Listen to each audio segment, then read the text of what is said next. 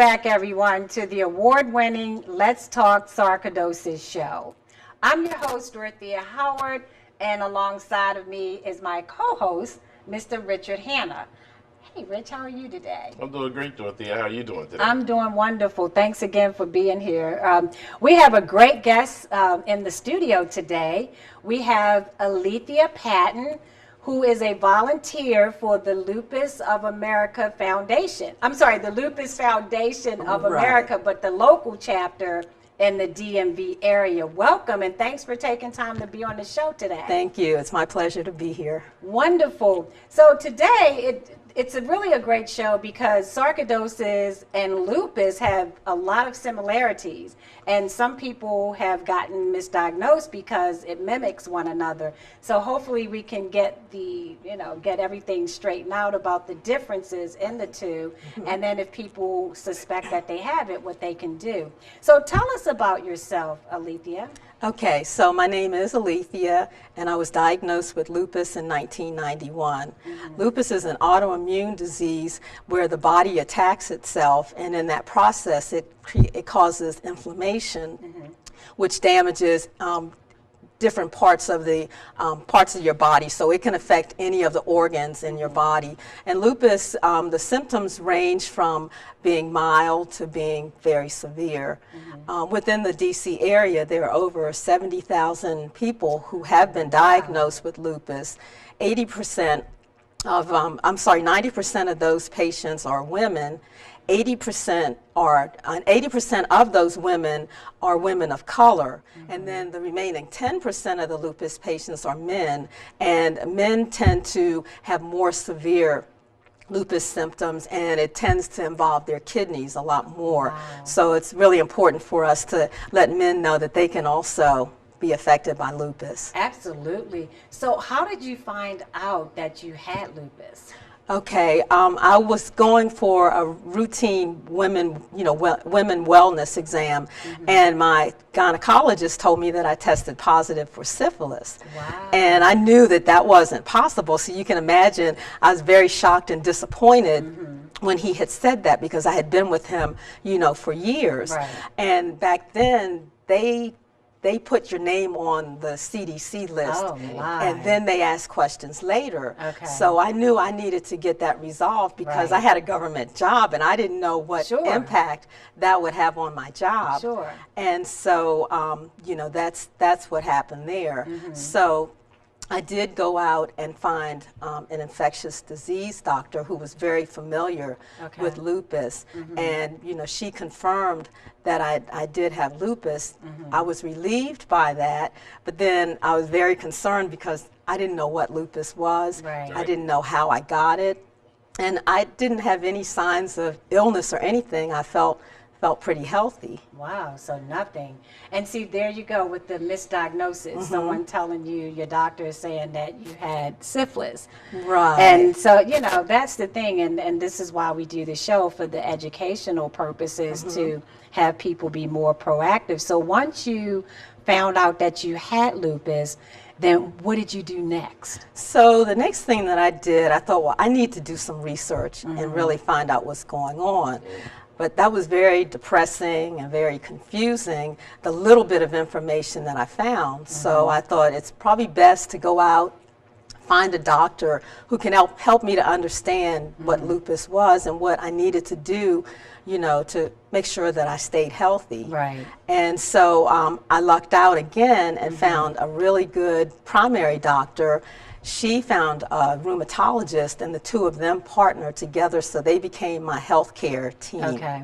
And so, I worked with them, and they were with me during the most critical times in my illness, when the flares were starting and those types of things. And we had a really special relationship where they looked at me not only as a patient, but also as a person.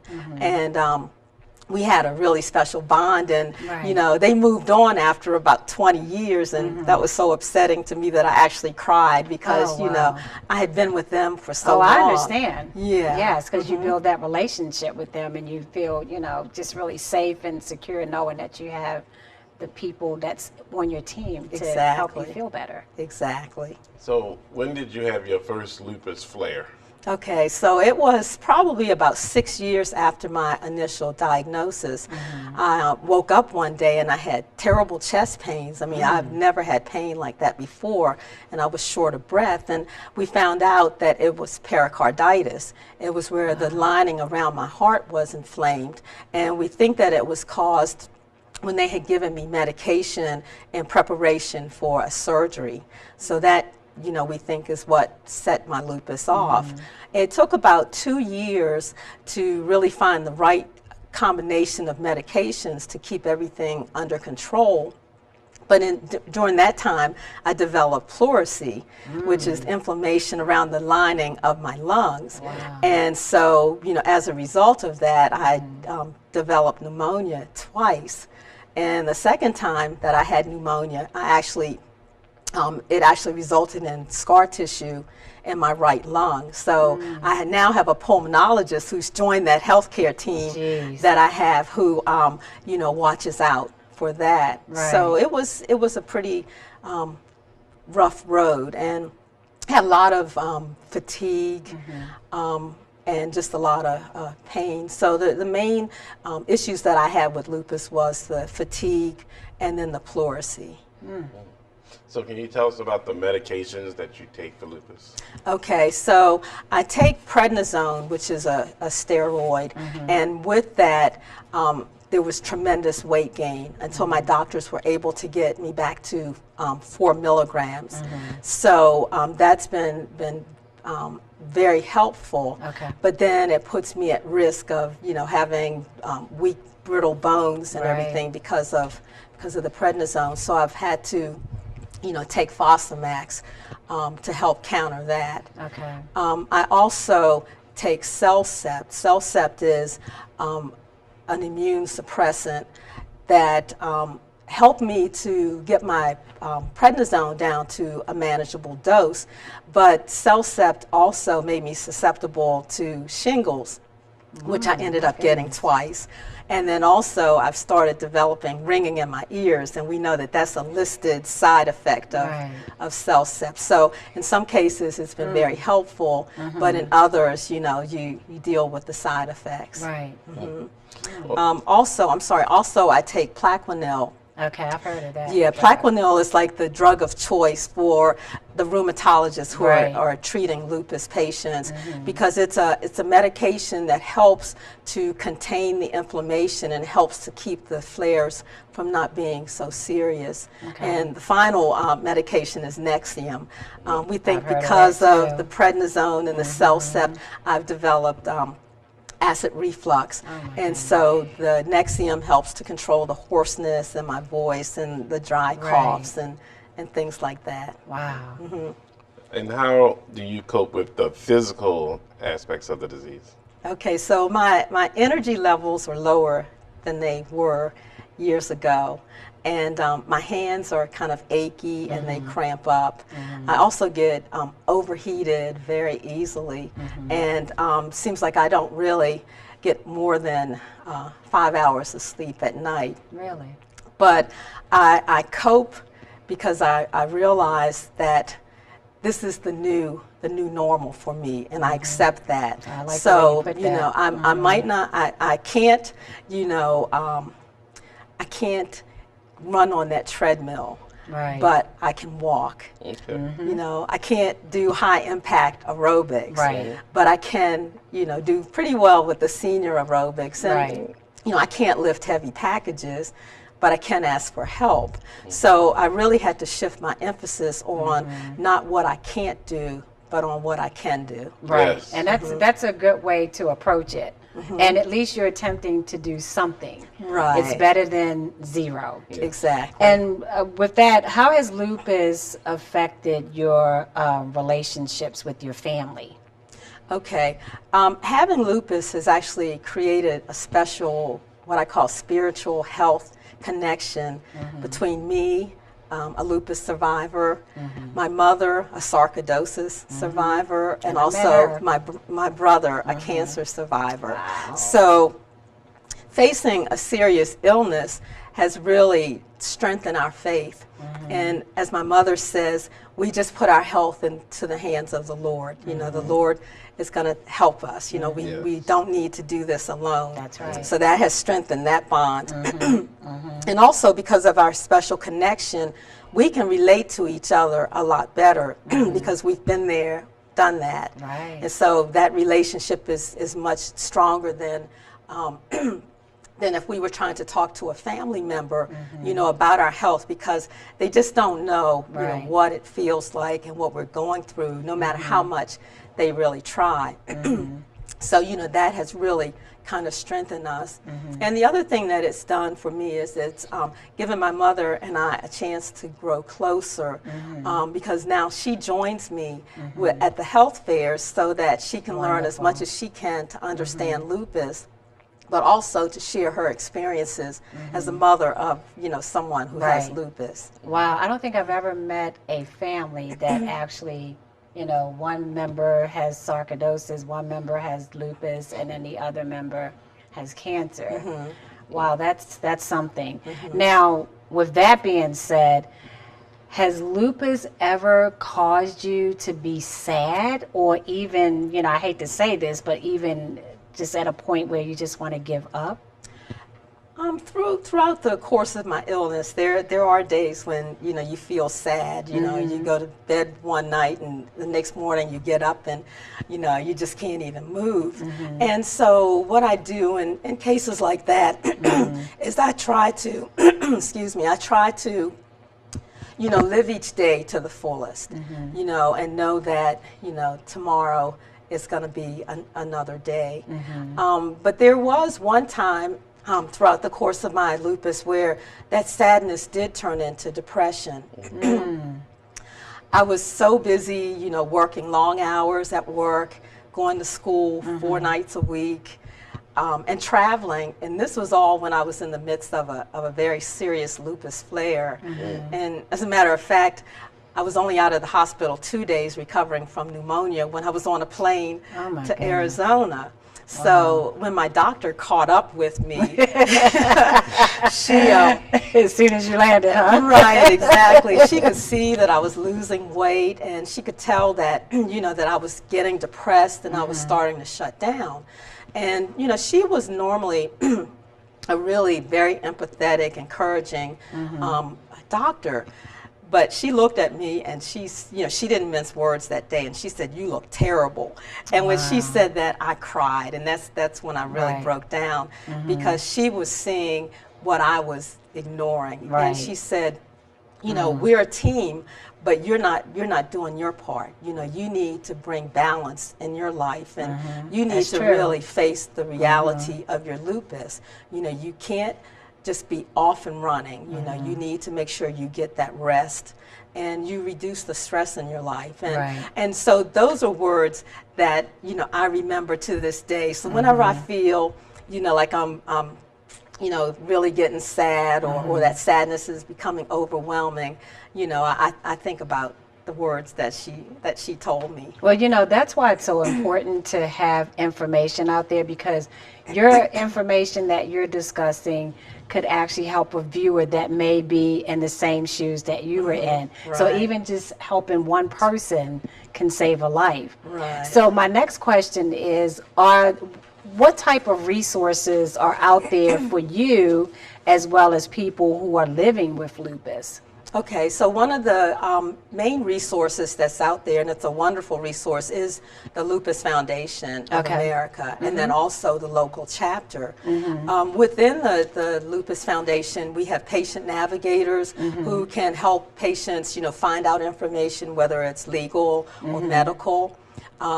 We also have the website that has a wealth of information. They have newsletters, teleconferencing, those types of things. Also, there are support groups so that people can talk with each other, you know, about lupus.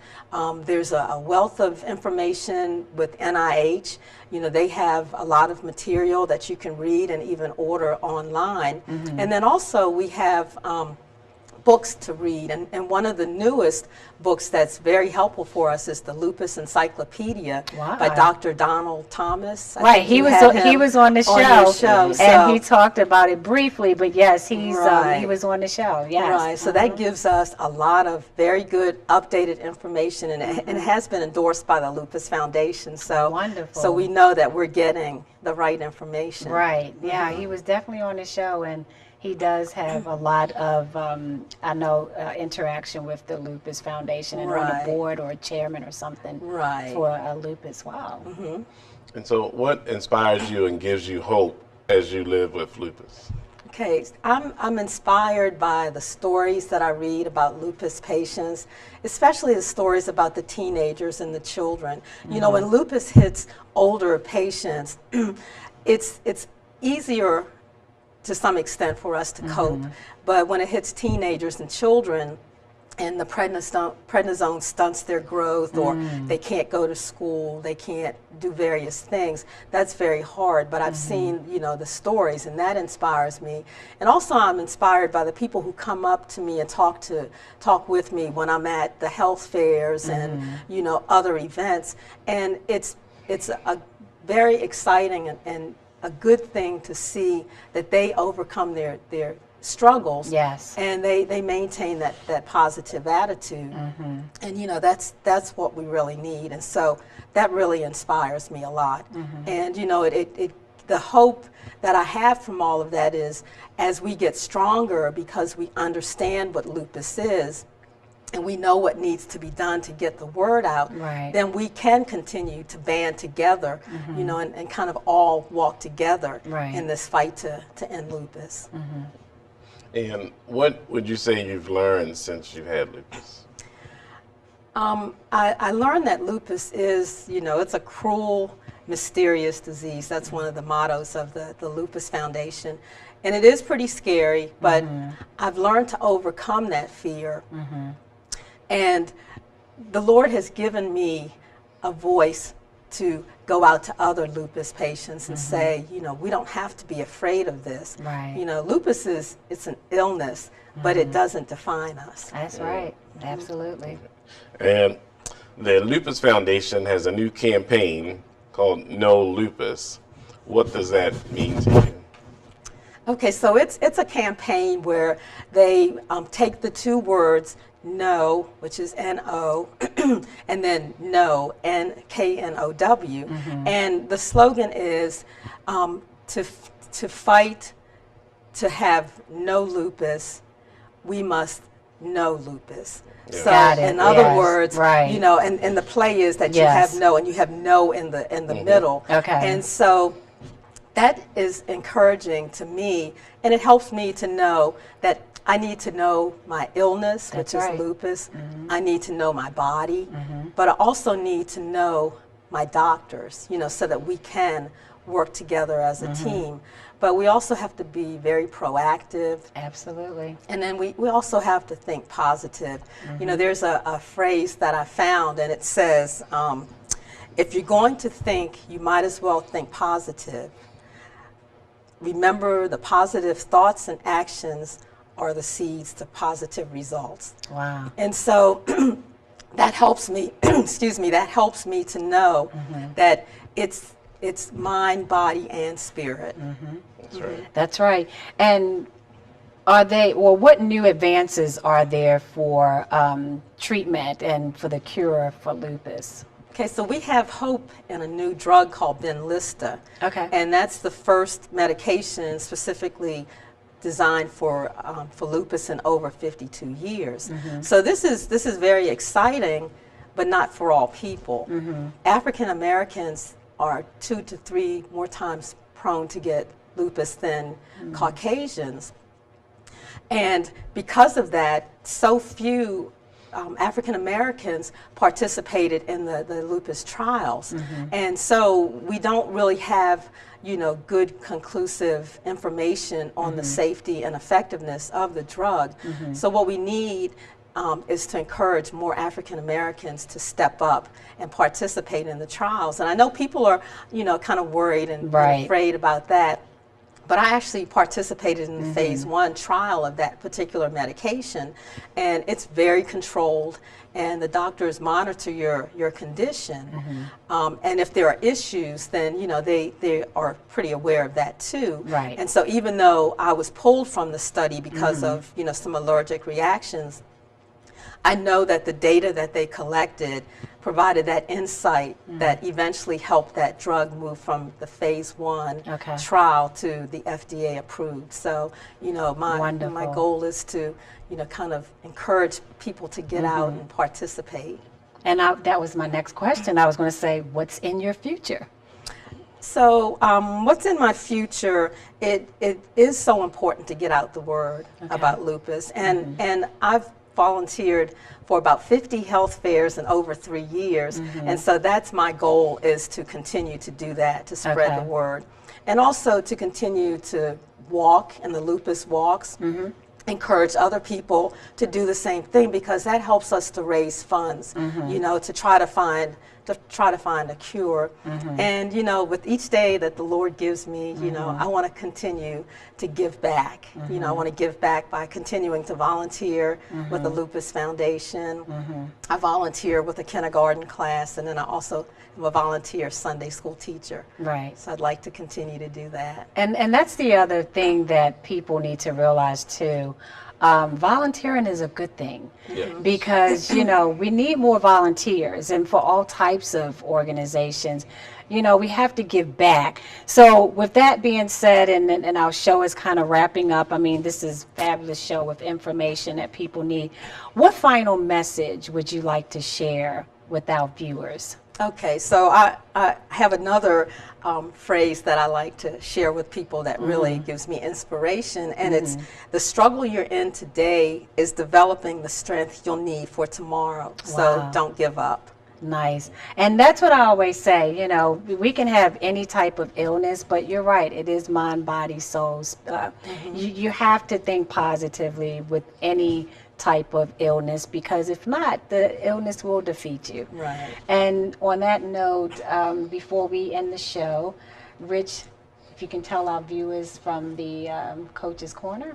Oh, I think it was great, the information we got today, but the number one thing that came out of it is that you got to be able to go and get checked out, because our guest mentioned a lot of different medicines, and there's a cure for or things that can help you and still live a full life while you're dealing with those things. So it's good to make sure that all your insurances are in place, and that you are using what you have readily available. Don't wait till the last minute to get checked out.